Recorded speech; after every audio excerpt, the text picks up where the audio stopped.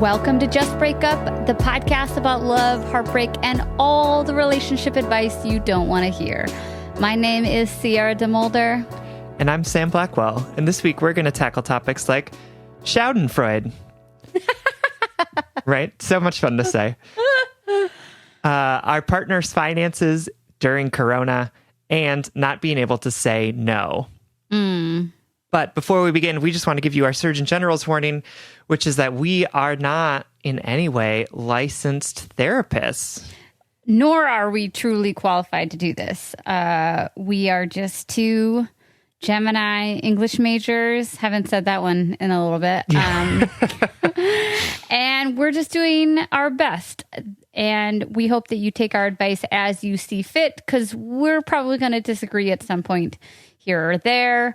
But again, please take our advice as you see fit. We're just here to offer our humble musings to hopefully shed some understanding and maybe some laughs on the incredibly rewarding but mostly confusing experience that is love.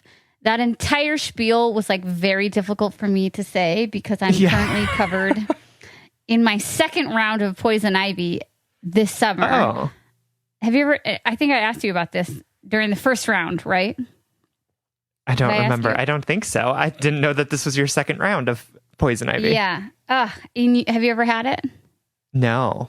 Let me tell you why poison ivy is the devil's plant, Samuel. Okay. It is, one, it looks different at all different life stages. So it can be very difficult to identify. Now that I know what it looks like, I can see it everywhere. But like baby poison ivy is like cute, like a little bit of a rosy tint, baby Groot kind of feel going on. And then grown-up poison ivy is like, oh, look at this luscious green plant. Like grandparent poison ivy, it's like a huge-ass vine, like growing up the side of a building. So it just, and they're all different color greens, whatever. So it's a tricky little bitch. And then the second thing is, the second reason why it is the devil's plant, other than like the reaction our bodies have to the oils, is that the reaction is often delayed. Like I cleaned some poison ivy, wearing gloves, I cleaned some poison ivy out of like a garden along my house like a week ago, a week and a half at this point. And at like day 6 or 7, I was like, cool, got through that, like clean and safe, no poison ivy, maybe like a bump here or there. Like day 8, it was all over my body. And it's awful. It's like sex is great, but have you ever itched poison ivy and experienced the extreme pleasure that lasts for like 5 seconds right after itching it? I have not, no. Okay, so now that our check-in topic has turned into poison ivy. It feels like poison ivy is like the coronavirus of plants. It is. Where it's like you can't really recognize it. Like, people have different symptoms. Yeah. It's like everywhere and nowhere at the same time. Yeah. And I know that I can just like go to an emergency room and get like a steroid and it'll be gone in like 5 seconds. But why do that when I could meticulously cover myself with cortisone cream 4 to 8 times a day for the next week? You could probably like go online and even like get a prescription for that shit. Yeah, I'm at that point. It's just become so uncomfortable. And if you could see me right now, you'd be like even more gay than you are now. You'd be like, look at this womanly body covered in red bumps. And it seems like if poison ivy is going to be a recurring thing in your future, like maybe we should pre-up that with some steroid cream for future use. Yeah, I know I have it. I'm holding it right now. Okay, anyway, I'm ready to do the podcast now. I just needed to like complain about my poison ivy, and I'll make sure to send you some pictures of it. That's legit. Remind me to tell you about my armpit rash when we're not on air. See, folks, we're humans, just like you. Please don't take our advice. All right. Let's talk about our check-in. I actually love our check-in. What is it today? Tell the people, Sam. So it's inspired by a letter from Grateful Anonymous, who is from Texas. And Grateful basically writes about being in a relationship with someone and their anxious and sort of codependent ideas and understandings of the world coming out in giving their partner tests. In the form of tests. Yeah. So the and example... we're not talking like multiple question tests. Oh my God, I would love if Peter like made math tests for me to fill out. Like, honestly, that would be my love language. Do you remember when we started talking about your love of worksheets? Yes, I love worksheets. Things that validate me and make me feel like I have value by getting something done. Oh my God. And that you're smart. Yes, exactly. But the examples that Grateful gave in her letter was saying things to their partner like, my ex reached out to me, I'm so desirable. Or someone asked me out, what do you think about that? As a ways to like make their partner a little jealous or to like see how they're going to react in that situation to make sure that they like love them enough to like get jealous when something like that happens. And I thought it would be fun to talk about tests and whether or not we do them or like what we think they are or why we do them. Yeah, totally. So what do you think? Well, let's give a couple more examples of tests. Like if I was going to test you, I'd be like, oh, so this other friend that I'm hanging out with all the time, like wants to start a podcast with me. And I'd be like, great. Oh my God. Yeah. I'd fail that test. You want to know why? Because I would like burst into tears. Yeah. Yeah. So other examples of tests being like,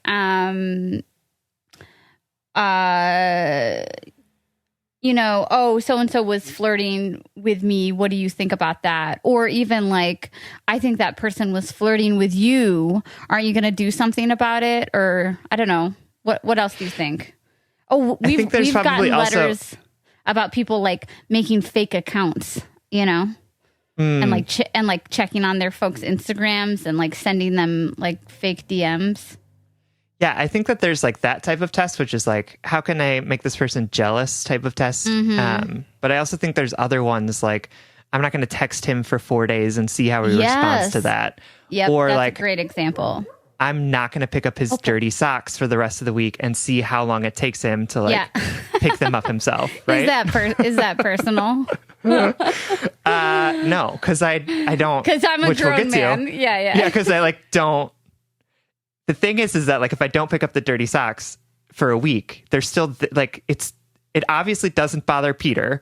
It only bothers me. So like, what's the point of me putting myself through the hell of this instead of just being like, cool, I'm just going to pick these up. This takes like 4 seconds of my time. Yeah. What's the issue? And then Peter will always close all the cabinet doors behind me. So yeah. So, and the root of tests, you kind of touched on it. The root of tests, it might feel like a way of like getting some clarity or like getting some reassurance. It might feel as though you are setting these tests up in a way that like maintains a level of power, or like not even in a power dynamic way, but that like you might feel like you have the upper hand, like testing your partner in this way, but really it's a manifestation of great anxiety and insecurity, and that we might have been taught to react that way. We might have been taught to not trust love or to not trust our partners until they've proven their love to us through a series of like Olympic level, social and romantic tests. Mm-hmm. But it's not the satiation we get from our partners passing these quote unquote tests is it's a salve. It's like a sugar pill, it's not real comfort. It's not real security. Yeah. I think it's, we talk about this all the time, but like, I think it is trying to exert control over things that we don't actually have control over. Right. Right. And so like getting your partner to feel jealous of something of you, right? Like that makes you feel like you're in control. You're like, oh, cool. That means that my partner really wants to be with me and that I can make sure that they will always want to be by my side. Right. And like, that's never the reality. We can never be certain of that.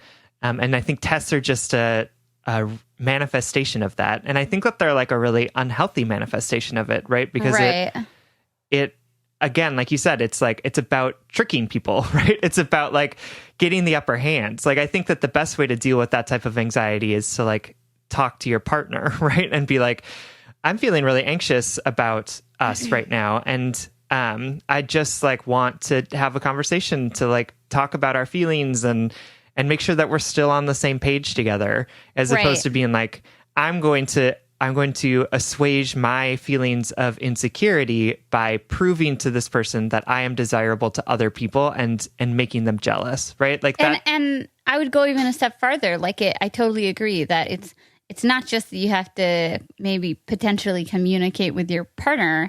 It's that you're going to have to communicate with yourself. Mm-hmm. and you know, this might oversimplify it, but like self-soothe in a way, right? Oh, I'm feeling insecure. I'm feeling anxious. Perhaps a certain amount of this insecurity and anxiety is rooted in what I intellectually can recognize as irrational. So now I have to put my head and heart work tools to the test and try to talk sense into my anxiety and try to, it's almost like a form of self-parenting, you know, to, cause I used to do stuff like this. Like I was, or am trying to combat my anxiously attached self. And, so something in me just didn't trust the love of my partners. And so I used to do little things like this, like set them up for, not in like weird schemes or anything, but like set them up for an opportunity so that they could like double down or prove their love for me or ultimately disappoint me. But I guess to my past self and to anybody else who has the bad habit of these tests, I would say, do we really want our love proven to us through jealousy or through,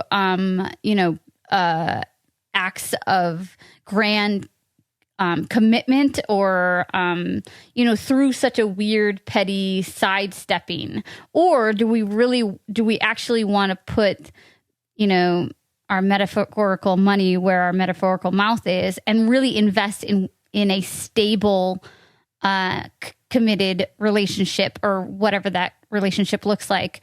And to me, that level of work is sitting through those hard conversations. It's answering those calls of insecurity with our head and heart work tools, It just doesn't, it's not like we made the metaphor, you made the amazing metaphor last week about weak broth. And that's like weak broth, bro. Like your boyfriend being jealous of a fake Instagram DM that you told him about or whatever. That's weak broth, man. Like that's not sustainable security. Sustainable security comes from within, and it comes from healthy, nourished relationships. Absolutely. And it's like making a fake Instagram account so that you can message yourself is like a lot of work. Like imagine what you could be doing with all of that like creativity and like passion, right? Like not pouring it into, right? Not pouring it into like fake messages, but like pouring it into, I don't know, something that might sustain you or fulfill you. And I just think, yeah, no. And to that point, like continuing, Sam, if that's what we want, if we're like, oh my God, like I feel really insecure. I want my boyfriend or my partner or my girlfriend to affirm me. Like maybe I'll make them jealous and that will make them spring into action. Is there a way that we can just stop and be like, this is redonkulous. I need, is there a way that we can like gently call ourselves out to hold ourselves accountable to that greater head and heart work, which is not playing these stupid games anymore, So I have a friend that has a cleaning person that comes to his house like once a month or whatever. And he likes to leave little tests for them, like a little sock under a rug to see if they find it. I'm wildly uncomfortable with that. Right? So like, I think that if you're uncomfortable, right? Mental, right. Like terrorism, like that's so fucked up. I know. And so I was hesitant to share this story, but I'm also like, I think if you think that that's fucked up, like it's also like similarly fucked intimate up to, like, partners. Like think about right, what we do with our this intimate partners. Yeah. to your intimate partner, right? Like to like put a sock under a rug and see if your cleaning person catches it is like so much less like emotionally manipulative than like creating a fake Instagram account and sending yourself a message from it, right? Like, and it's so like the grossness that I feel about the way that my friend does that. And like, to be clear, we have talked about it. He still does it, but that's fine. Like that grossness is like also like, I think that we're just so socially indoctrinated to think about relationships as being so adversarial, right? Like we have to constantly be like tricking people into falling for us or tricking people into proving that they love us. That like, I want to rewrite that and have us look at that and be like, this is actually really gross what we're doing to each other. Wow. Okay. And that makes me think about, that's such a profound statement, like the adversarial comment. And it reminds me, this is just going to be a typical example of me misquoting something and not remembering where I saw it. But it was the idea that trying to force someone to love you or to try to win someone's love in that kind of manipulative, like, I'm going to get you sort of way, is not love. It's bartering, right? It's the idea of, or it's it's a collateral exchange. It's not a true love if it's based solely on the return of something else, you know? And I think that connects to your idea of like adversarial love, that it's like me against you, and I'm going to fucking get you to love me, you know, and I'm going to get you to show it. I'm going to show you that I am a wanted, desired thing. And you got to prove yourself to me or whatever. And don't get us wrong. Sam and I see ourselves in this. I think the behaviors that we're talking about are really human, solely because we are not born with the tools to be competent, emotionally aware humans in romantic relationships. We're just not. None of us are born with all of the tools. But this is a perfect example of just wanting to be better and sort of like, I know a lot of these habits might feel really ingrained, but you just sort of have to hold yourself really accountable. Like you have to, I think when Sam and I talk about boundaries, we talk about boundaries in between two people a lot, but there are boundaries that you can set within yourself to say, I'm not going to cross this boundary because I don't like who I become when I overstep this boundary. Absolutely. Yeah, there's so much that we have learned that we are also equally capable of unlearning too, right? Totally. Like all of these things feel ingrained, but that doesn't mean that they are, right? That doesn't mean that they are built into our DNA, right? It just means that we have to unlearn them with the same intention that they were taught to us. Absolutely. And so much that we have been taught has been really intentional and has been really pervasive. And think about every like rom-com, or particularly I think like television shows are really bad at perpetuating unhealthy romantic dynamics like this. Like how many television shows, particularly for like tweens, or teenagers, you know, I never watched Lizzie McGuire, so please forgive me, any Lizzie McGuire fans. But like that type of age or genre are like literally based on like Hannah Montana style, like dressing up as somebody else or like playing weird tricks on each other. And it's like, haha, this is funny. And then you're like, oh wait, social engagements look nothing like this. And also like the fact that we are taking our relationship hints from TV shows for tweens might be an indication that like, right, that maybe we should be evolving beyond that. Yeah. But like Friends too. I think about like a TV show that is really popular for our generation, and really widely watched, I think. Think about all the weird fuckery that went on. And I know that I'm sure that there are like diehard Friends fans out there that are like, no, there are good things too, but just like the perpetuation of that trickery or that adversarialness that you talked about really makes it feel as though that's our only instinctual option. Whereas, like you said, it's not our instincts. It's not ingrained. Like, we can be better. Mm-hmm. All right. Well, as I anticipated, we talked that to death. At the beginning of the episode, I was like, I'm afraid we're going to talk about this too long, but oh well. All right. You ready to get into a letter? Let's do it. Okay. The first letter is from A Little Suspicious, who is writing from Minneapolis. I love that name. Dear Sierra and Sam, I just want to start off by thanking you lovely humans for the work that you do. Listening to your podcast has helped me navigate holding space for my feelings, owning my own sexual needs and preferences, and has just generally made me a better friend and partner. So thank you. Thank you.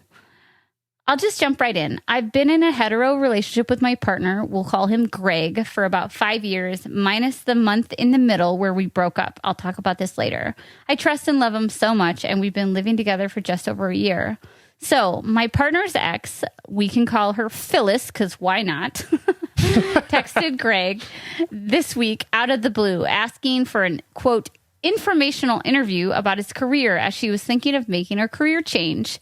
Greg told me about it right away when she texted, and I just said, oh, weird, internally considering all the possible alternative meanings of informational interview and trying to be the, quote, chill girlfriend.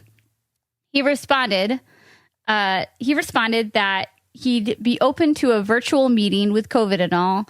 Hours later, she started texting him about how she's been dreaming of him every night recently, how she doesn't want it to be weird, but how she also thinks she needs to, quote, look back on her past to see where her future should go. Internal alarm bells.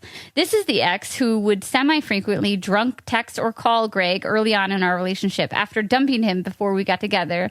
And one time, Greg even went to rescue her when she was too drunk to get home. Super cute.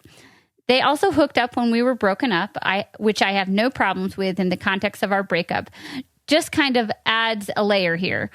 Greg feels bad about this hookup as he did it out of loneliness and not out of care for her, and feels there could have been hurt there. Anyway, Greg told Phyllis that this made him uncomfortable, him being in her dreams, and even more so her telling him about it after just asking him for some career advice. But the trusting angel that he is, he also tried to explain any weirdness away. We've had some productive conversations, and I am far more suspicious than he is in general, but he acknowledges that my feelings aren't unfounded and that this is a weird situation. His instinct is to give her the benefit of the doubt, but to go into this ready for it to be kind of awkward. I realize that this is ultimately a boundary he has to make for himself, and I trust him 100% that nothing bad or necessarily detrimental to our relationship would happen. I also acknowledge that there is a possibility that this is actually about professional development. Hard shrug. But I have a few questions. 1, is it weird that I low-key want to see this played out for my own entertainment / horror? Schadenfreude. Is that how you say it? Schadenfreude? Schadenfreude. But simultaneously want them not to be communicating anymore. 2, Greg has said that if this is truly an issue for me, he'll just call off the meeting. Am I a controlling partner if I ask him not to do this? 3, if Greg is wondering if Phyllis has trauma to work out from their own relationship or their hookup while we were broken up, do I need to just stay out of it? Thanks so much for reading. Love you both. From A Little Suspicious. All right, A Little Suspicious. Thank you so much for writing. Sam, please tell our listeners what Schadenfreude is. It is a German word that basically means like the joy that we feel in other people's demise. And I needed Sam to define that because in the letter he starred that question and wrote "I relate" and underlined "relate." No, because it's true. A Little Suspicious. I love this letter because I feel like 9 times out of 10, like Sierra really relates to letters in a way that I don't quite understand. But like, this is the one time out of 10 where I'm like, yeah, no, me and a little suspicious are for sure kindred spirits. And I think that sentiment is pretty, not universal, but it's a weird part of our humanity that like not everybody wants to admit to. Right? Oh my God. When you were like, is it weird that part of me wants to watch this shit show play out so that I can like stand back and observe it? I'm like, yeah, no, I love this idea of you being like, yeah, honey, you go into this conversation with her. I'm sure it's about professional development and not about the weird dream she's been having about you. I was like, and then just like wanting to watch it unfold. Yeah. And then like coming back and then him coming back and you being like, yep, I told you so. Like, oh, I relate to that so much. That is being an outside observer of my own life and always being right, like brings me such satisfaction. So I 100% relate to you, a little suspicious. And I want to add to that a little bit, and that when I read it too, the part that I connected with I saw my personality in this letter was that I would almost want to go through with the call for like a whole other unhealthy reason, connected kind of to our check-in topic and my anxious attachment style, is that I would not, in most circumstances, I would not be secure enough nor healthy enough to say, no, this crosses a boundary for me, just leave it. Like the way I've always struggled with like black and things like that. I would almost want to go through it because I would be, it's like a weird test, right? Isn't it? Can it be seen as that of like, either like your boyfriend gets to prove his love for you, or Phyllis gets to prove that she, is unstable and is still wants your boyfriend. And so like, there's this elusiveness about the potential drama that calls to my anxiously attached heart to be like, oh, you could either be rejected or loved here, and the drama will bring you closer. And that's like a disgusting part of my personality that like I work hard to not pull out. But do you connect to that at all?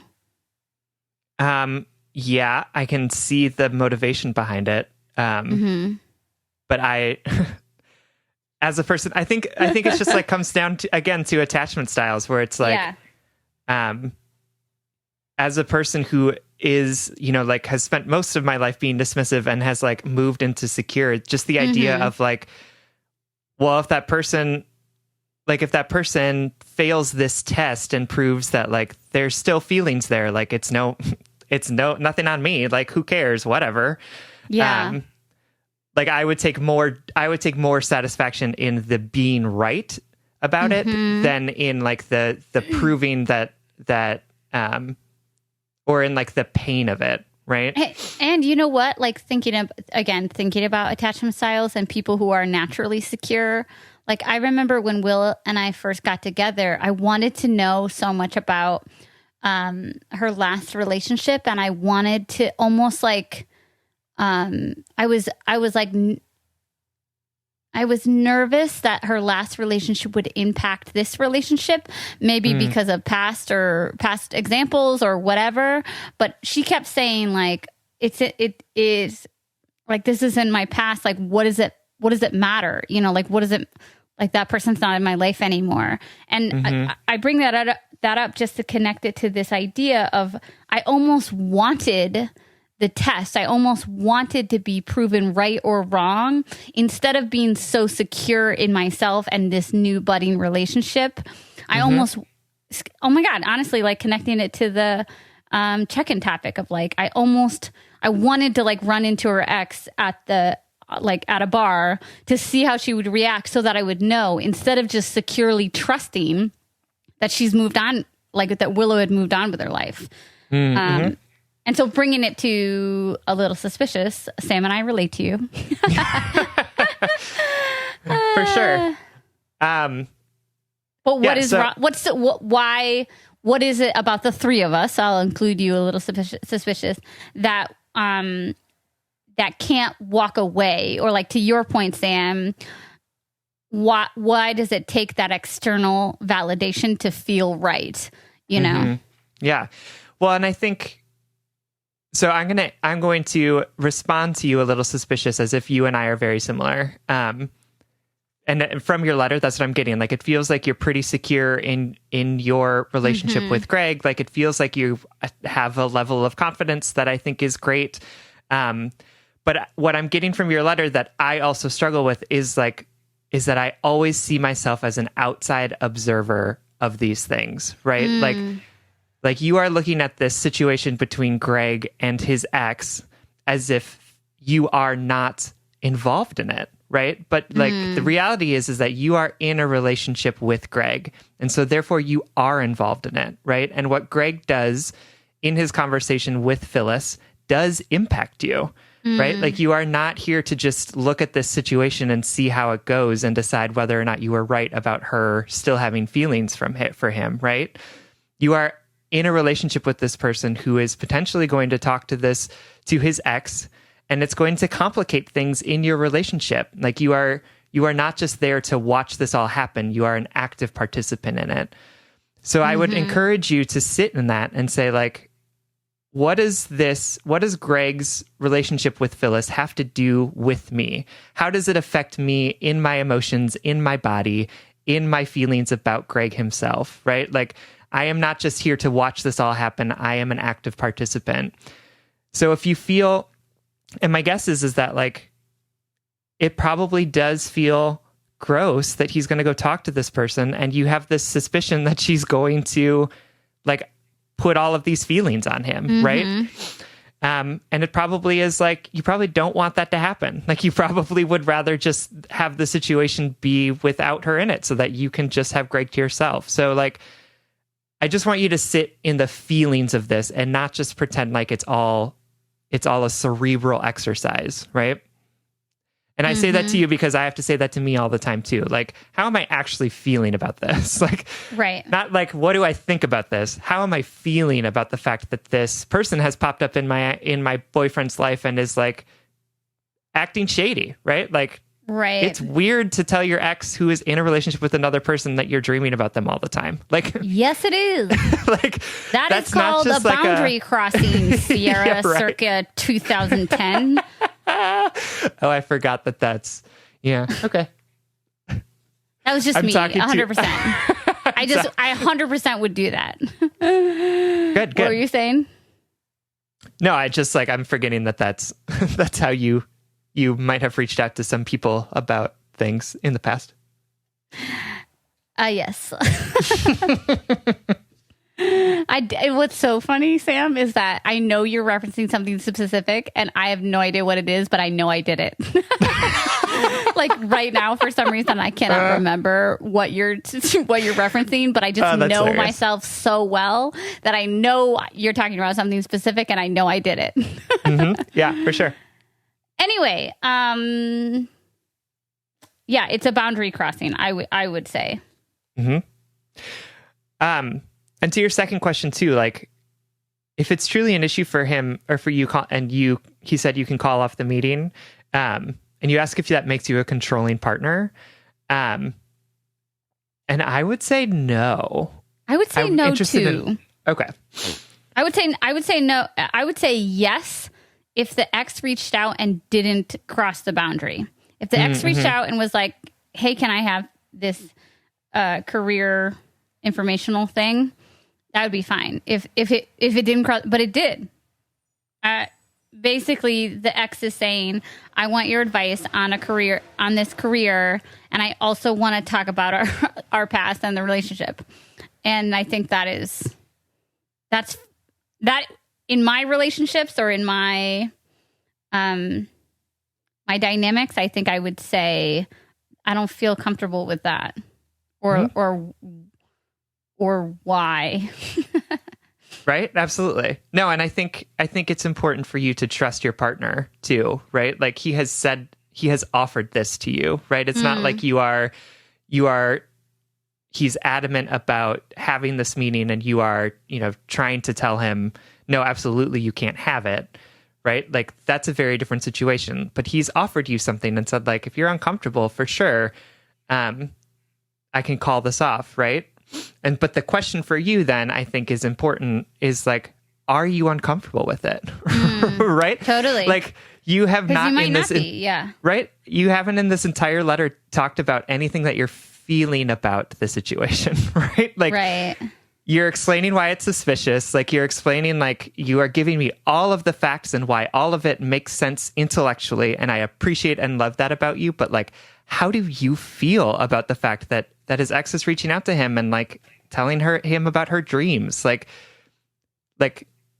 I can totally get behind this idea of all of this logically makes sense. And there's no reason for, I'm okay to have this emotion if there's a logical reason for me being suspicious, right? But like what I want you to do is just sit in the feeling. Like, are you uncomfortable? Are you feeling weird about this fact that this is happening? Because then I think you'll be able to make a more informed decision about what you want your partner to do if you can acknowledge what is happening with you internally. Mm-hmm. I also want to add the idea that we can't control this ex. Like, we cannot control whether this ex reaches out to your boyfriend or crosses the boundaries. Like, we have no control over that. You have a little bit of control over what you establish as boundaries within your relationship. So I would make sure during this process you're reflecting on, like Sam says, how you feel and then how your partner's feeling. But not about this Phyllis's actions, because the audacity or the inappropriateness or the appropriateness or the confusing or the slightly suspicious activity of Phyllis is so outside of your control that you'll run yourself ragged trying to anticipate it or control it. That being said, like if this was me a little suspicious, I would be like, okay, cool. You can have your meeting with this person, like have it out in the living room where the conversation is public.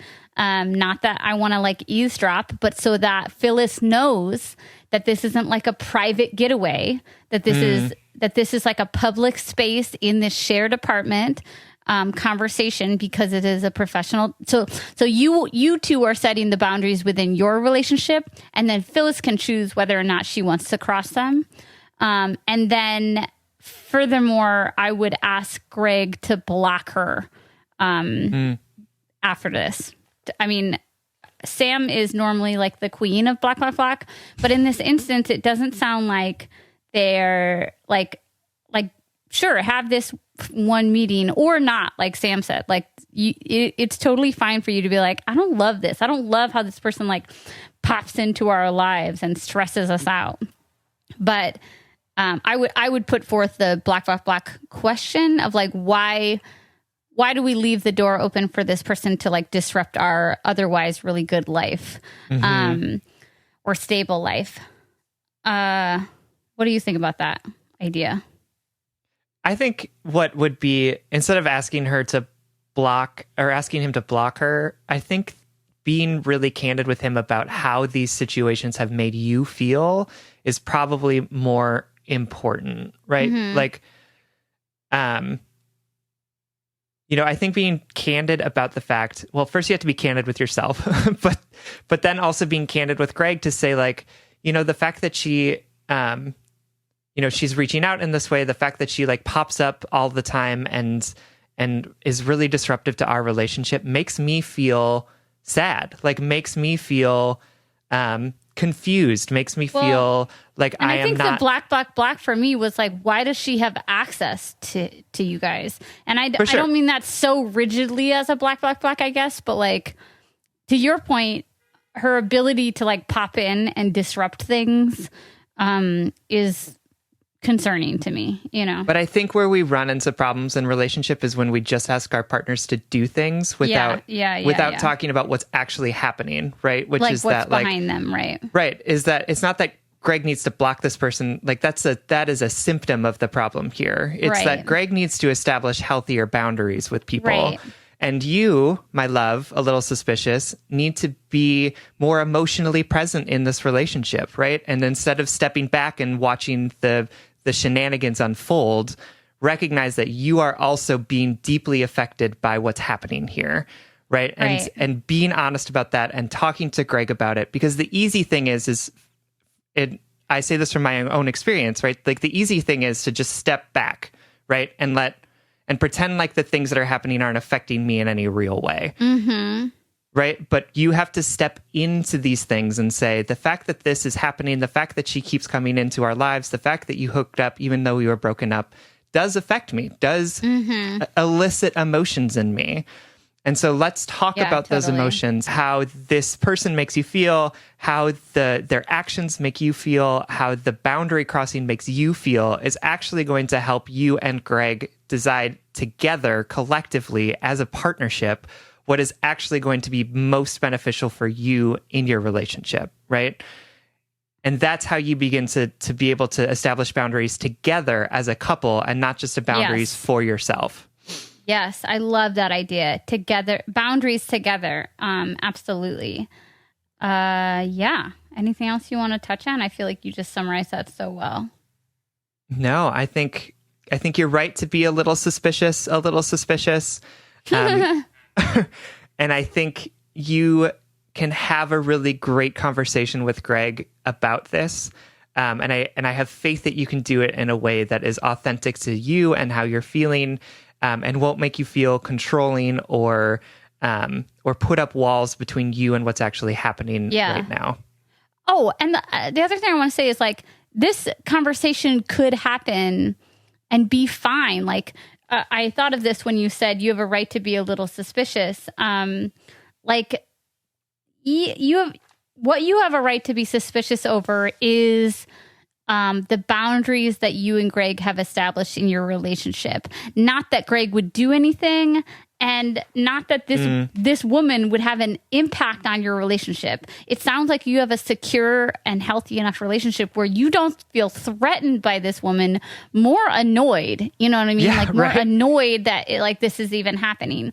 So it's not that Sam and I think you should be suspicious of Greg. You might want to be suspicious of Phyllis, but again, Phyllis can't touch you. Phyllis can't touch your love. She's not going to impact your happiness or your relationship, but she might inconvenience you guys. And I say all of that to say, like, this conversation could happen and it could go fine. But what Sam is really touching on, which I appreciate, is what boundaries are you establishing as a couple moving forward for both of your benefits, for his ability to move on and to let go of that extra thing from his past, and for yours to to include yourself in the equation of all things going on in your relationship. Absolutely. Thank you so much for writing. We love you so much. This episode is brought to you by HelloFresh. Get fresh, pre-measured ingredients and mouth-watering seasonal recipes delivered right to your door with HelloFresh, America's #1 meal kit. HelloFresh lets you skip those trips to the grocery store and make home cooking fun, easy, and affordable. I have been getting HelloFresh for months now. And just recently I had their wasabi zinger salmon. Zinger! Which was so good. Yeah, it was basically salmon and delicious rice with some green beans, but then they had me make this amazing wasabi sauce that I put on the salmon. And what's great about HelloFresh is that, like, I'm not super confident with cooking fish. Like, I'm not very good at it. But the fact that they make it so easy and they give you such specific instructions means that I was able to make this salmon, and it was so good and it was so perfectly prepared. And I just felt so confident because of how they support you so much in what they give you when they send you your meal kits. God, you're so cute. There's something for everyone with HelloFresh, including low-calorie, vegetarian, and family-friendly recipes every week. And HelloFresh cuts out stressful meal planning and grocery store trips so you can enjoy cooking and get dinner on the table in just 30 minutes confidently like Sam, or 20 minutes with their quick recipe options. The packaging HelloFresh uses to ship your food is almost entirely made from recyclable and or already recycled content. Plus, HelloFresh is committed to giving back. HelloFresh donated over 2.5 million meals to charity in 2019, and this year is stepping up their food donations amid the coronavirus. Go to HelloFresh.com/breakup80 and use the code BREAKUP80 to get a total of $80 off, including free shipping on your first box. Additional restrictions apply. Please visit HelloFresh.com for more details. That's right. Go to HelloFresh.com/breakup80 and use the code BREAKUP80 to get a total of $80 off, including free shipping on your first box.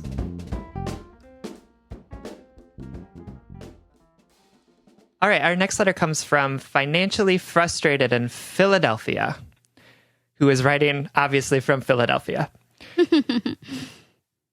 Hi, Sam and Sierra. Thank you so much for everything you do. You inspire me every day to be kinder to the world around me and myself. You are simply the best. I am a cis 24-year-old female in a nearly 4-year relationship with a 27-year-old man. Let's call him Patrick. Patrick and I have been steady since day one, y'all. Both of our last relationships have been dumpster fires of epic proportions. We learned to communicate with each other about our feelings towards all the important topics and our future together: religion, political views, finances, children, the whole 9 yards. And since then, everything seemed clear and easy, path wide open to our future. We've been living together for nearly 2 years now. There were promises of a proposal and wedding, a house with a fence so our future dog can run around, all the works. Then everything changed when Rona attacked the entire fucking world. While I work a rather unchanged, except now remote, 9-to-5 corporate job, Patrick is, without a better term, epically fucked. He's a wedding photographer and a damn good one. But, you know, socially responsible groups in Philadelphia are less than 25 people, which, of course, is a deal breaker for a lot of weddings. Congrats on yours, BTW Sierra. Oh, thank you. Now, a lot of the weddings he's booked are canceling, and a good portion of them are asking for full refunds instead of keeping Patrick on and extending to a future date. His projected income is slipping lower and lower. I'm scared shitless. I tried to help pick himself up off the floor and find a temporary job or other source of income, but he just wants to stay on that floor and mope. I work my full-time job as well as several part-time jobs. I work hard and often work overtime, and I'm proud of the work I do. It's helped me accumulate savings, and I have saved enough to start house hunting. I feel so proud and accomplished of what I've done, and like the road ahead of me is wide open and full of options. Patrick has had the door slammed shut on him. Virtually no savings, and he's bleeding money every day he's not working and refunding his bank account. On several occasions, I've asked and pleaded that he start working for something to supplement his photography money, and he brushes me off and will usually give me a snide, I will, and it's not like I'm qualified for anything.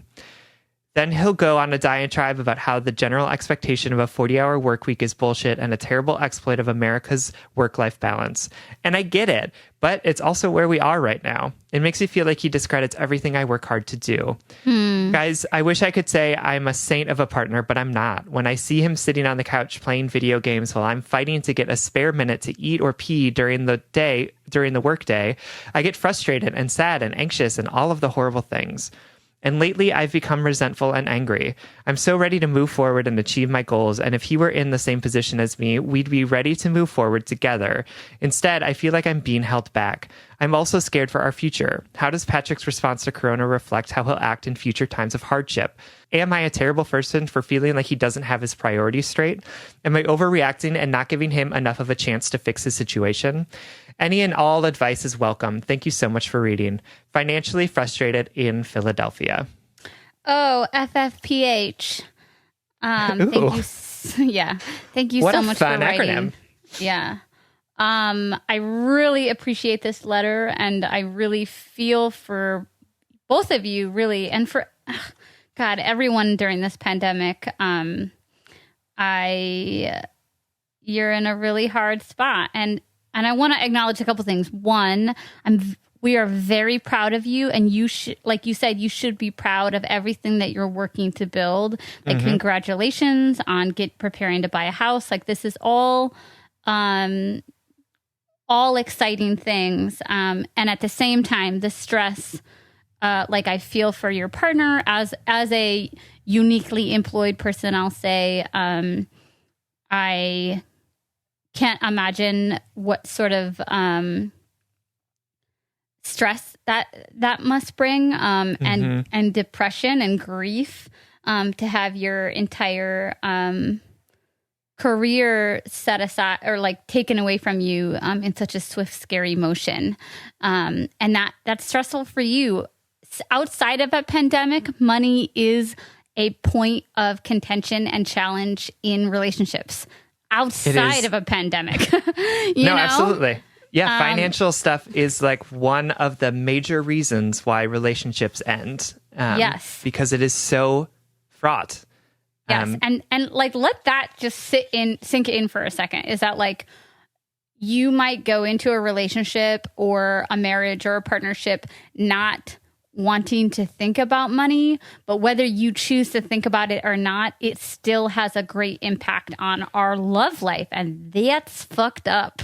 No, absolutely. And I think your example, financially frustrated, is also a good one, right? Like, it's not even that, you could talk about money and finances in a really healthy way from the beginning of your relationship, and then something can happen like this that can throw all of that into disarray, right? Like, it is, I want to say, like, I think that even relationships, like when we talk about finances being the reason why relationships end, it's not just because people didn't talk about finances. It's also because like finances can be so volatile that they can also throw what were healthy relationships into unhealthiness because of the way in which our society has absolutely no protections for people, and losing your job means losing your health insurance and means losing all of your income. And so just want to say that, like, I don't want anyone to get on a high horse about being like, well, we talk about finances all the time, right? Like, finances are just so emotionally fraught that even when we're talking about them, even when we're prepared for things, they can still deeply impact a relationship in ways that we might not be expecting. Yes. I also want to start, maybe it's the artist in me that I see the grief coming through here from your significant other, and the lack of like the self-loathing, the comment, I'm not qualified for anything, things like that. I want to ask you, financially frustrated, I know that you're tired, and I know that you feel stressed and anxious, and that you're working your 40 hours a week on top of trying to sustain life and a relationship and whatever else. But I want to encourage you to encourage your partner to face that sort of negative self-talk like front on, combating it with either, obviously Sam and I love to suggest any mental health services that are available, but also just to be able to say, like, if you could in your conversations about money and moving forward, make sure that you're weaving in not just affirmations about him professionally, but just to validate the idea that, like, all professions are valid, no matter what they look like, and qualifications are different, and just try to break down that hierarchy that we were kind of like indoctrinated into, of like that the highest paying people are the most qualified, most important people. That's not true. That's a lie capitalism tells us. And I know, just like, this is not the most important part of this answer, financially frustrated, but I just wanted to start by saying, help your partner. How about this? Your partner's going to need help dismantling that capitalistic lie inside his heart, because if I was in this position, and I have been a couple times, I just think, like, fuck. Why did I spend so much time being an artist? Why am I a grown person who has no qualifications? Like, fuck. But your partner can always start somewhere. Your partner has important and necessary skills.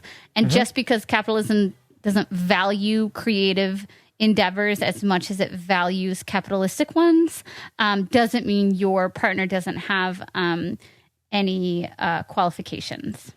Yep. Small little artistic rant, but now let's get into talking about we're kind of talking about money and ambition, maybe. Is that the right word? I don't know. It's hard because of the pandemic. It's not just like your partner's like unenthusiastic about getting a new job. It's like there's a global pandemic and there are so many limitations on top of the fact that his career was basically taken away from him. Yep, for sure. Yeah, and I think honestly, financially frustrated, I would say that you are legitimately frustrated, but I think that your frustration is focused on the wrong thing. Right? Like, I think that your frustration right now is focused on your partner who, according to whatever standard you have, isn't showing up enough in this moment, right? But I think what you are actually frustrated at is the fact that this stupid virus has disrupted all of our plans and disrupted all of our lives in such a huge and uncontrollable way, right? Like, it feels like, and I think that the reason that you're focusing on how your partner is responding to this crisis is because it feels like you have more control over what he does than what this virus does, right? It is easier for you to be mad at him for not trying to get a job than it is for you to say, I just have the reality is that I have no control over what is happening with this virus, when we will get back to him being able to find a job. And it means that all of the work that I have done, all of the planning I've done, the saving that I've done is now being taken away from me, right? Like, this future and this plan that I had set up is no longer feasible right now because of this thing that is wholly outside of my control. And that is incredibly frustrating. It's incredibly scary. And I think it's incredibly natural then to not want to focus on that reality of having to let go of the future that we thought that we had, of this perfect relationship that we thought that we had, and accept the fact that, like, it was never actually in our control. It was never actually something that was fixed for us, right? Like, it was never something that we were guaranteed.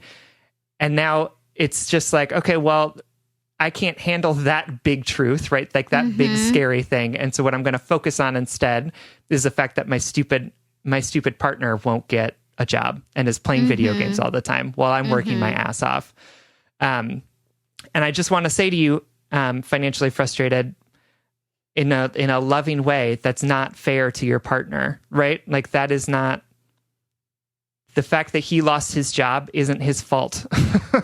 The fact that, like, his whole world got ripped out from under him and now he is, like, dealing with the deep mental health issues that come with feeling like you are unequipped to do things and unable to move forward isn't his fault, right? Like, these are all things that were also outside of his control.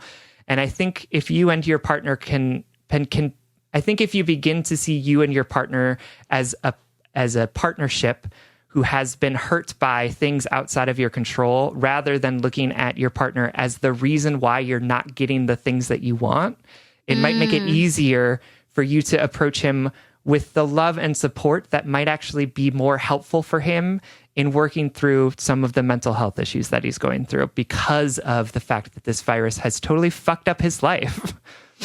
Totally.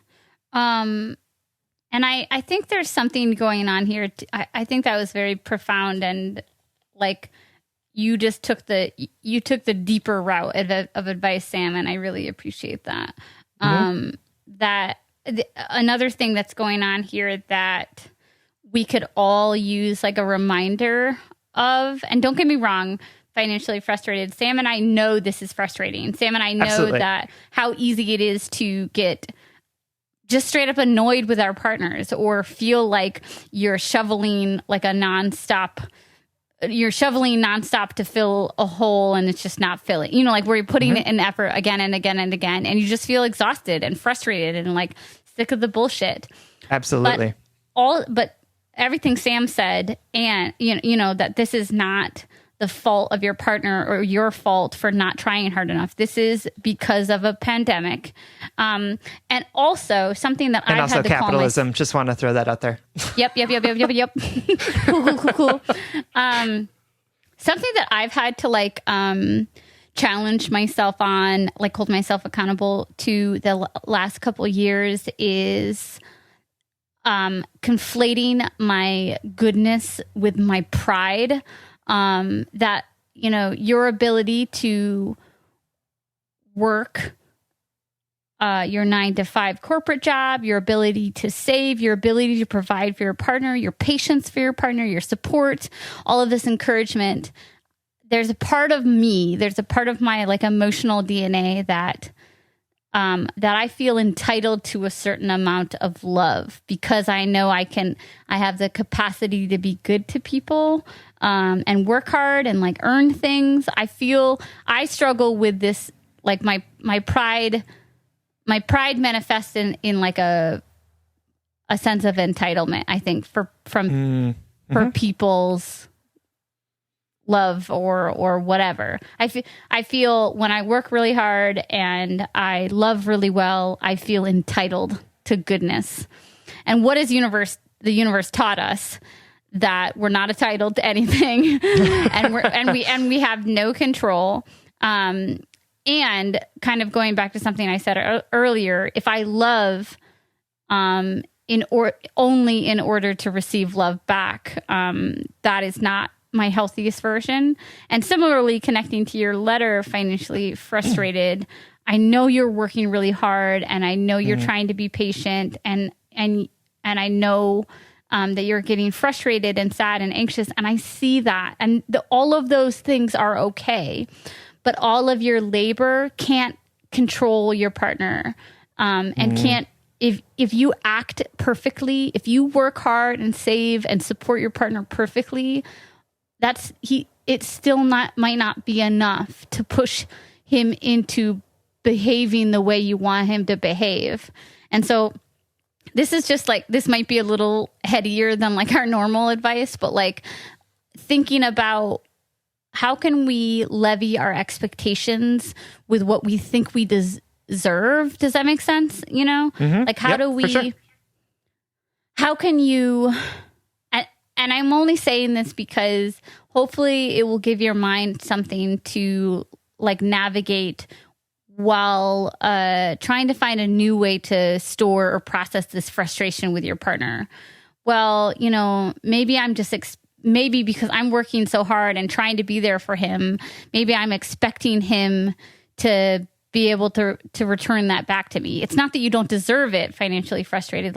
We deserve everything that we desire, but it's just not promised to us in that way. And that's for sure. Maybe a little depressing. Maybe you can bring it up a notch for me.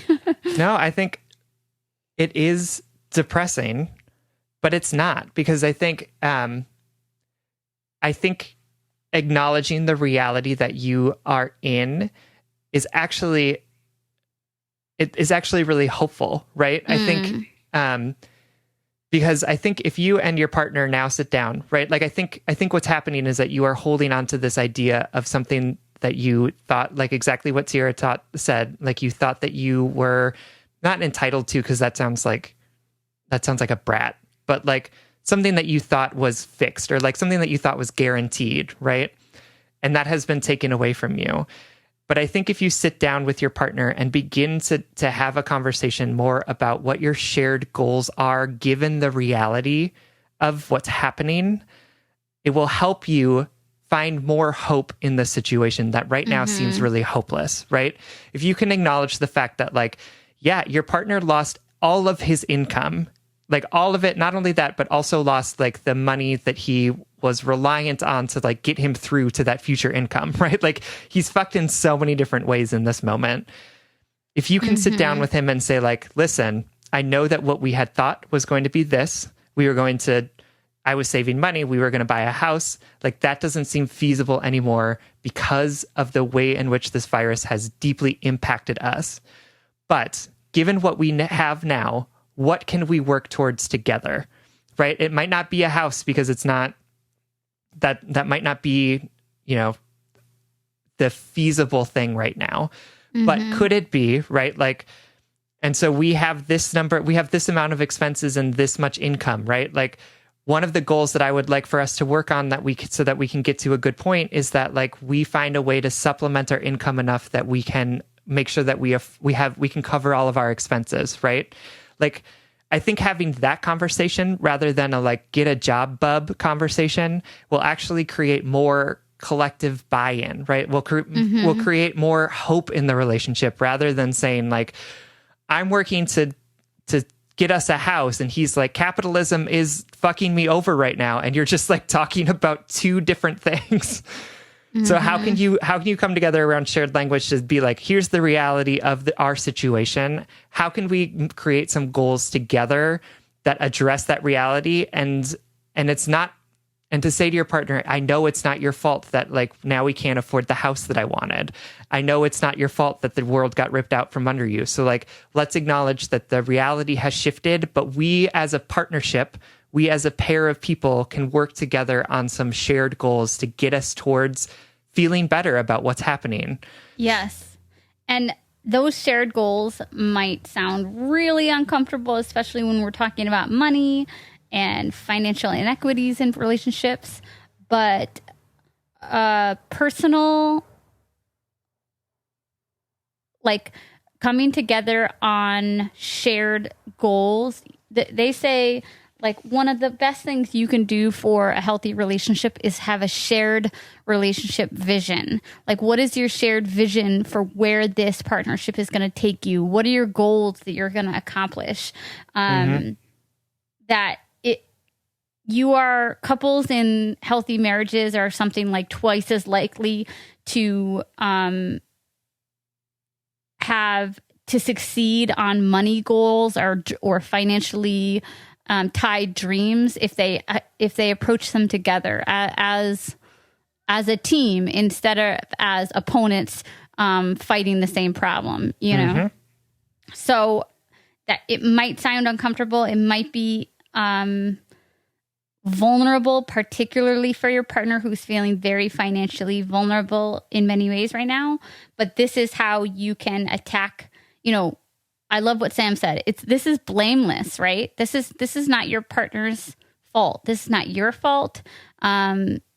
This is not anything that he did or is doing right now. But how you react right now, moving forward, if you unify your front, if you start talking vulnerably and openly about how are we going to move forward together, I think this is how you can make these dreams your reality.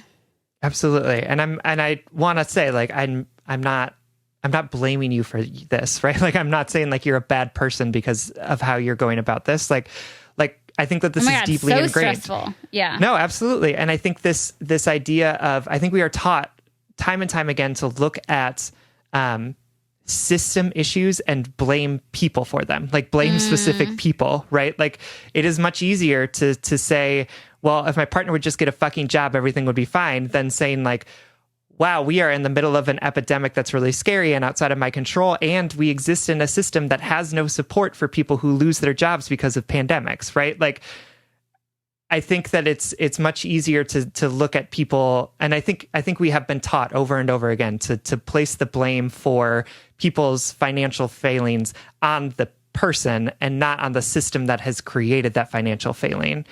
But I think if you are able to sort of take a step back and look at that reality and see your partner as a co-conspirator in like how you can wrestle like financial security out of a system that is really sucky, it might make it easier for you to find some peace in finding something that's going to work for you given this reality. Absolutely. And I feel you, because I'm also like having similar conversations right now in my own relationship. So like financial stuff is just scary. Like it's just, it's really real. And I think that we're so taught to be so individualistic about our understanding of our success and of our understanding of our finances that it's really hard to come into a relationship with someone and then say like, oh no, we're going to create something shared here.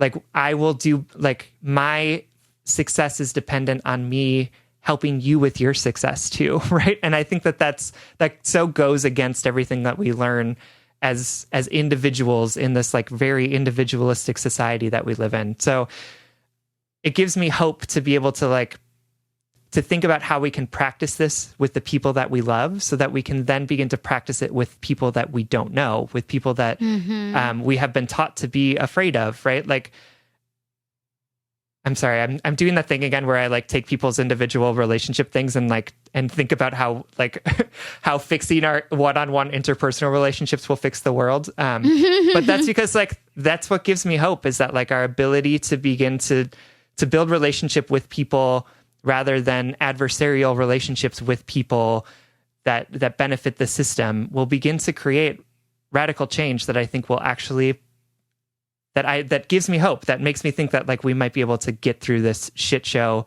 of a world that we live in. I totally agree. I'm sorry. I think that's the perfect way to wrap it up, because like financially frustrated, you're in a shitty situation.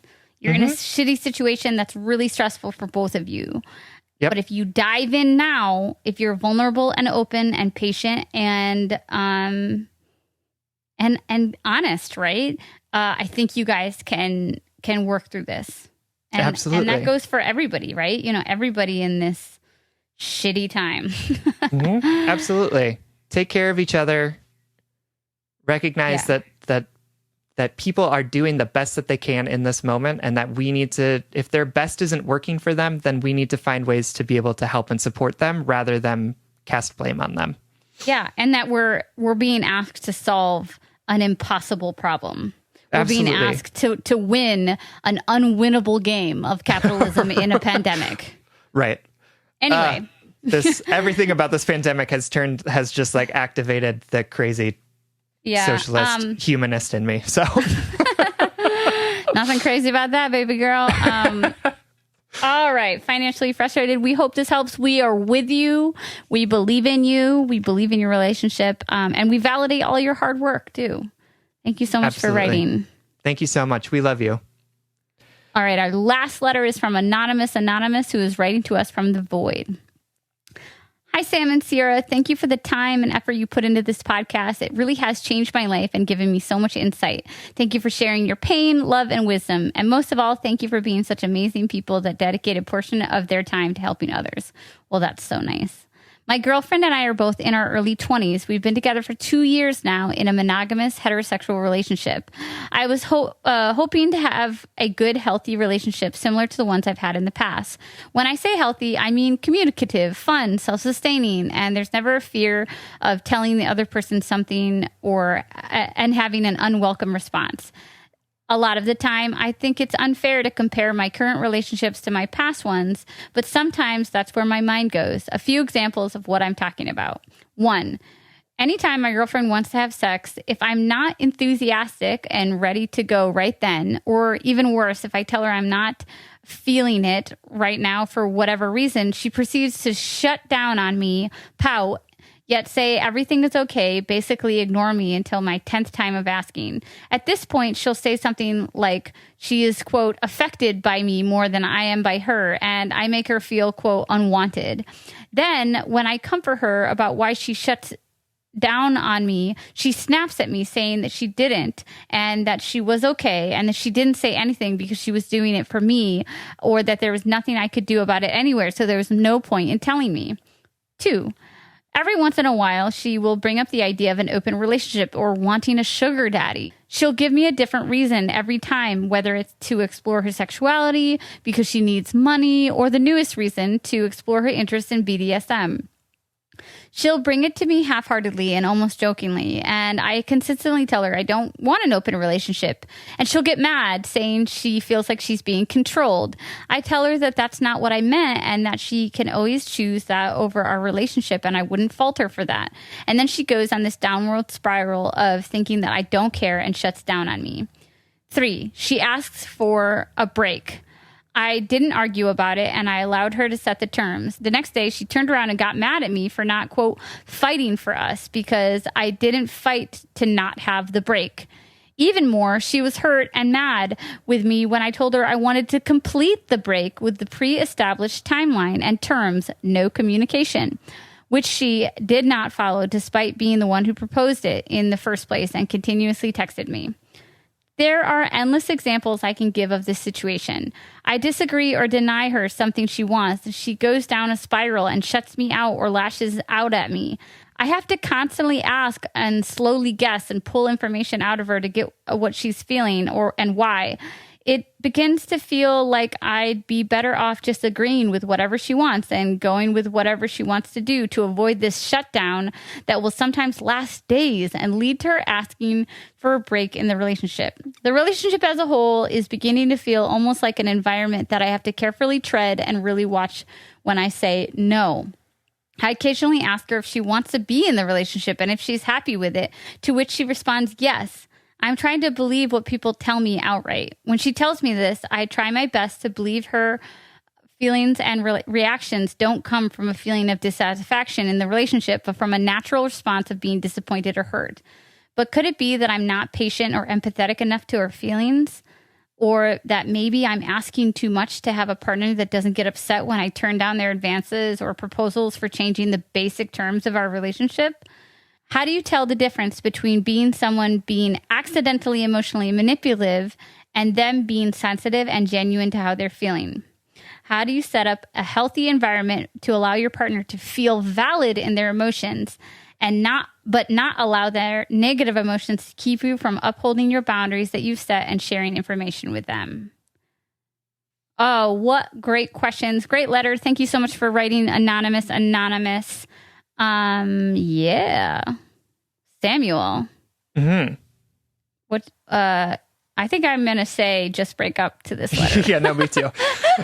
And let me tell you why, Anonymous. You are asking all the right questions and you are doing all the right work. And I just don't know if you are compatible with your partner in a way that makes it sustainable and healthy enough for you. Because like you said, you're trying to set up these healthy boundaries. You're trying to be authentic to yourself. You're trying to believe what your partner is telling you and be communicative and open and vulnerable. And it sounds to me like a lot like our check-in topic. Your partner is consciously or unconsciously playing a lot of games. And I don't mean to say games like, I don't mean to make your partner seem as though they're immature. Plenty of people do this type of stuff, but it sounds like your partner doesn't necessarily have a clear grasp of what they want, except for they don't want to be rejected. they know that much for sure. And also, I guess I'll kick it off by saying something that I thought of while I was reading it, is that at one point in the letter, you say, I try my best to believe that her reactions and feelings don't come from a feeling of dissatisfaction in relationship, but out of a natural response to being disappointed or hurt. And to me, that's just proof that you're doing all of this work to try to understand where her reactions are coming from, but all the understanding in the world doesn't justify them. Because I feel like what she's doing is taking out her hurt and her frustration on you. And that's not what a healthy partnership does. Mm-hmm. I think that's such a good point of... that we can understand it. Yeah. Absolutely. Yeah. And I love the question that you ask, Anonymous, of how do you tell the difference between someone being accidentally emotionally manipulative and them being sensitive? And I would say, like, even if the emotional manipulation is accidental, it doesn't make it acceptable, right? Like this idea of like, oh, she's just reacting really poorly to the feeling of being rejected or the feeling of being hurt, doesn't matter, because the way that it's playing out is that it is being emotionally manipulative of you, right? I would say that like the behavior that she's exhibiting here is really unhealthy. And what I'm concerned about when you write this is that like it's actually working, right? Like you are like, it seems like the easier thing right now is just to agree and go along with everything she says. And whether or not she's intentional about that, the fact is that like that is the outcome that is happening. Like that is the outcome that this behavior is moving towards. And so it doesn't matter if she's honestly feeling hurt. It doesn't matter if she's honestly feeling the pain of this, right? Like that is something that she needs to work out for herself and with the support of a therapist and people who love her, right? Because what's happening right now is that the outcome of that is that you are being emotionally manipulated into saying yes to whatever she wants you to. And that's not a healthy relationship. That because is really unacceptable. You've been taught to fear the negative reactions. Absolutely. And to my people out there who relate to the girlfriend, like I did at one point in my life, this is not a way to love someone. This is not a healthy, like, we can do better than this. And that's not to shame the girlfriend. That's not even to shame my past self or people out there whose hurt manifests in this way. But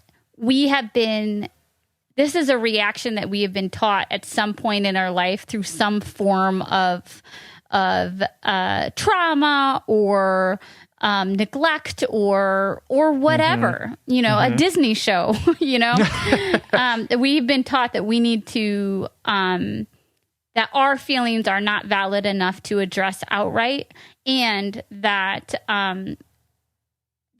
our desires are not valid enough to address outright, that they have to be navigated in this backwards, like, secret way, that it's not enough just to say, I want to have sex with you, and when you don't want to have sex with me, I feel undesired. Like, that's too vulnerable, but that vocalizes our desires too much. Does that make sense? Like, that it's like, when I felt this way, it's that I simultaneously, I felt like my desires were so important that I would circumvent certain social things to get them, but also not important enough just to outright say. Like, I couldn't just outright say what I want. Instead, I had to go through it through a sneaky way, playing games or doing tests, like we said in the check-in topic.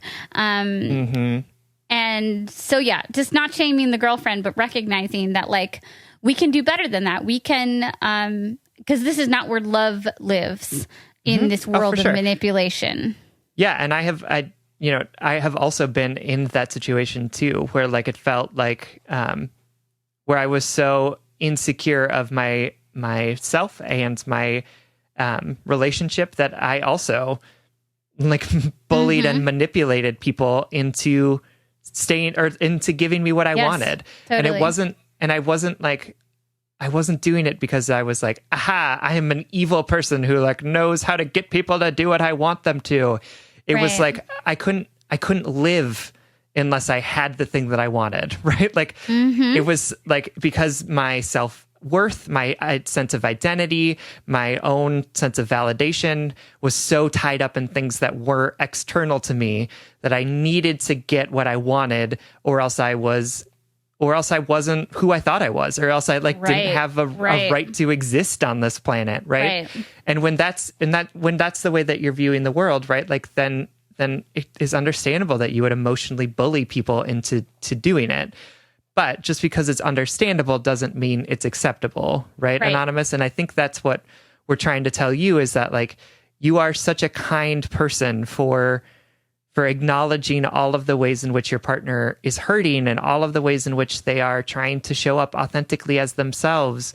And I love and appreciate about you. And that is also something that is going to serve you really well in another relationship where you are with someone who might have a better understanding of themselves and their own self-worth, right? And so when you talk about, like, how do you create a healthy environment, right? I think that that's what you're already doing by, like, showing up for your partner, listening to them, trying to talk with them when they're upset, and trying to understand what they're feeling, and being there and being willing to adapt your behavior to be as supportive and comforting of them as possible. But just because there is a healthy environment doesn't mean that healthy relationships will grow, right? Like, just because you have all of the good soil and the right sunlight and the rain that needs to happen, if there's, if the seed that you plant or one of the plants that's involved isn't healthy, it doesn't mean that relationship is going to work out, right? Like, the environment isn't everything. It's also about the two people who are in that environment. And I'm not trying to disparage your partner, because I'm sure that she is a wonderful person, who is, doing the best that she can in this moment. But I am saying that, like, it doesn't mean that just because you are doing all of the right things that she's ready to be in a healthy relationship where those right things are there. Right. I totally agree. And we don't mean to, Sam and I don't mean to be so like, I don't know, confident about this. But you've been together for a long time, and not a long time, but 2 years. And it seems like there's a lot of things that your partner wants to explore about herself that maybe you're not interested in. And I think I go back to what Sam said, is that we can have all the right tools to have a healthy relationship. But if we're with the wrong person, we can't use them. And it sounds like you're doing the right work to try to stabilize this somewhat chaotic, not chaotic, but like unsafe. I'll use that word instead. This unsafe relationship environment. You're trying to like stabilize it by doing all of this mental work. But this relationship just might not be the relationship that deserves all of your labor. That's right. I 100% agree. I feel like we could talk a little bit more about it, but that's like it. Yeah. And also I'll say this, reading into lots of nuances in this letter, it sounds like your partner has what might be an anxious attachment style, and it even more than that. And I could be wrong about this. Like, I want to hear your take, Sam, but it sounds like she ultimately, in her true authentic desires, doesn't want to be in this relationship, but doesn't want to lose the comfort and stability of it. And also doesn't want to risk the rejection of the conflict. You know what I mean? That's what I see myself in, is that when I was younger, even when I was unhappy, for some reason, I couldn't risk being unwanted by vocalizing my true feelings. So instead, I would go about them. I would get those true feelings. I would get that validation through unhealthy ways, whether it be through games or tests or, infidelity or whatever. I just didn't validate my needs. And so whether she wants you to or not, consciously or unconsciously, I think that this relationship has run its path. What's that phrase? Run its course. Thank you. Course. Run its path. Yeah, I mean, that's sad, and we're sorry for that. But it sounds like that you're at the end of your rope too, saying like, I'm doing all this work and I'm becoming afraid to be myself. I'm becoming submissive in a way that I don't connect with. And that's where we say it's time to just break up. Absolutely. We're sorry that that's the advice, but yeah. I honestly, but we say it because I think that, you have so much more potential in you to find someone who's going to make you work less hard, right? And she does too. She has life ahead of her. Yeah. Yep. Life ahead of her. I mean, it's not like terminally ill. I just mean you said that like an 80-year-old woman, and I appreciate it. Yeah, but that there is, what I mean is that you two, if we're lucky, if the universe doesn't devastate us, we all have time to become more of ourselves, and we all have time to tap into our true potential, which grows deeper and more authentic every day. And it just sounds like you're not going to reach that potential with this partner. Absolutely. All right, Anonymous, thank you so much for writing. We love you. We're sorry we are a bummer. We love you. Thank you so much. All right, that brings us to the end of the episode and to our blind date. There we go. Brings us to the blind date segment of the show, where we like to tell you something that we love, that we want to set you up with. This week, we want to send you home with a podcast called You're Wrong About. It's this great podcast that's hosted by two journalists, and basically every week they tackle a topic of something that I think for many of us is something that we like may have base knowledge of, but like make a lot of assumptions about. And so what they do is they'll like take that topic, they'll do a lot of research, they'll read a lot of books, and then they will like come and sort of talk to each other about what they learned about this thing. So I actually started listening to it because they have an episode about human trafficking. And, I think I'm sure that this is the case for lots of folks, but like my Instagram is like blowing up about human trafficking right now. And it just felt like there were a lot of things in that I was very confused about. And so sought this out and was able to like learn a lot about what the reality of human trafficking is. And I appreciate both of their sort of candor about these things. I appreciate them sort of bringing a high level of context around the topics that they talk about. I will say what I also appreciate about them is that they are always open to looking at things from different perspectives, right? So I think it can be challenging to like listen to a podcast like ours where they like feel like they know everything. But oh my God, I just that really could not be farther from the truth. Right. But I appreciate their ability to like examine things from multiple perspectives and hold like complicated ideas that seem like they can't be true at the same time and say like, no, both of these things are true at the same time. And I really appreciate their candor. I appreciate like their conversation. And so would encourage folks to check them out. And there are some like really deep topics like human trafficking. But then there's also like Y2K and stuff like stuff that like a great example of like, oh, I feel like I know something about this. And then being like, oh, actually, I didn't know the full extent of what Y2K was and like what we did and why our reaction was the way that it was. So super fascinating stuff. Check it out. It's called You're Wrong About. Perfect. All right, everyone. Thank you so much for listening. You can like us on Facebook and you can follow us on Twitter and Instagram at Just Breakup Pod. You can slide into our DMs, send us your favorite relationship memes, but most importantly, you can submit your questions about all matters of the heart at justbreakuppod.com, which is also where you can find our merchandise. Please leave us a 5-star rating and review and consider supporting us on Patreon. If you support us on Patreon for as little as $5 a month, you will get an additional bonus weekly episode. That's patreon.com/justbreakuppod. This literally helps keep the mics on and helps us reach more brokenhearted souls who need two random strangers giving them relationship advice. Original music recording, editing, and producing by our good friend Big Cats. Make sure to check out his podcast, the What If Podcast.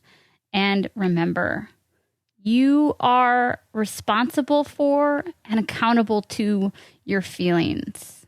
You are responsible for who you surround yourself with and the words and energy and choices you put out into the world.